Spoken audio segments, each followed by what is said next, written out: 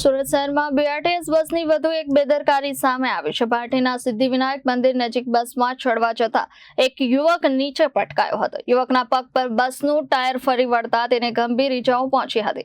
4 દિવસ સુધી સારવાર બાદ યુવકનું મોત નીપજ્યું છે। સુરતના ભાટીના વિસ્તારમાં સિદ્ધિવિનાયક મંદિર નજીક અકસ્માતની ગંભીર ઘટના સામે આવી છે। 17મી તારીખે એક યુવક બીઆરટીએસ બસમાં ચડવા જઈ રહ્યો હતો। તે દરમિયાન બસ અચાનક આગળ વધતા યુવક દરવાજા પરથી નીચે પટકાયો હતો।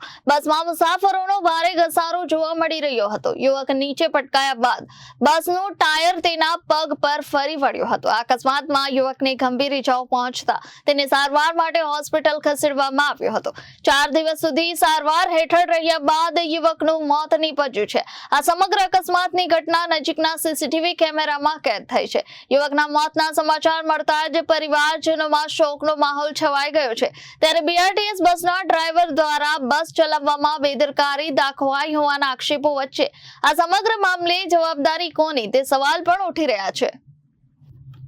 Reporter Sojal Rathod, Janadesh News, Surat.